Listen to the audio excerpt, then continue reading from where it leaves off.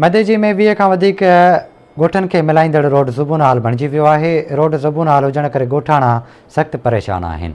Report करे रहियो आहे अब्दुल हकीम सहतो। मदेजी लॻ 20 खां मथे ॻोठनि खे मिलाईंदड़ तशाकी आरई लिंक रोड सालनि खां ज़बून हाल बणिजी वियो आहे।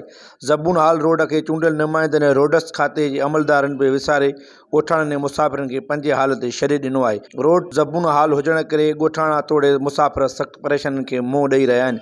उन मौक़े ते ॻोठाणनि ऐं मुसाफ़िरनि आवाज़ टी न्यूज़ सां ॻाल्हाईंदे चयो त तक़रीबन 3 सालनि खां वठी इहा हालत लॻी पई आहे।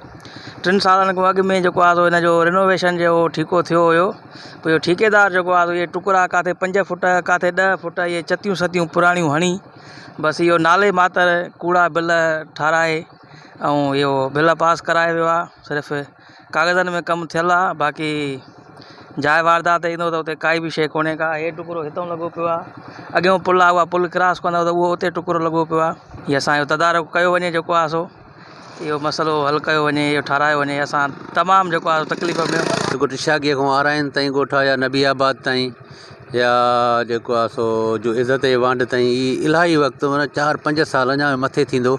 एॾी तकलीफ़ आहे, मोटरसाइकिलियूं गाॾियूं पंचर थी थियूं पवनि। ॿियो को नेमुल बदल रस्तो आहे, उहो गाइजनि खां थो फिरे, उहो तमामु परे आहे। सो असां जेके चूंडियल नुमाइंदा आहिनि उन्हनि खे अर्ज़ु कंदासीं त हिन रोड जी मरम्मत कराइनि। तकलीफ़ आहे, झाक आहे, पहिरें करे गाॾी नथा हलाए सघूं, ॿोरियूं करे ॾाढो रोड जो आज़ार आहे असां सां। इलाही टाइम थी वियो आहे, ठार खे पंहिंजो रुगो पेट भरणु, रुगो रोड जो कोई न आहे। 5-6 साल असू न लॻो रोड खे। हे रोड ठाहे वरी चूंडियल नुमाइंदनि जो वञी आरामी थिया आहिनि त वरी हिन रोड ॾे कंहिं बि ख़्यालु न कयो आहे। काफ़ी दफ़ा असां चूंडियल नुमाइंदनि खे ऐं रोड्स खाते वारनि खे निशानदेही कराई आहे त बाबा हे रोड तमामु आम आहे त 1/2 किलोमीटर रोड, पर हे तमामु आम आहे छो त हिन ते 15 खां 20 ॻोठनि जी अचु वञु आहे। ॻोठाणनि ऐं मुसाफ़िरनि तक जे चूंडियल नुमाइंदे रोड्स खाते जे अमलदारनि खे अपील कई त तशाकी आरई लिंक रोड जी मरम्मत करे बेचैनी ख़तमु कई वञे।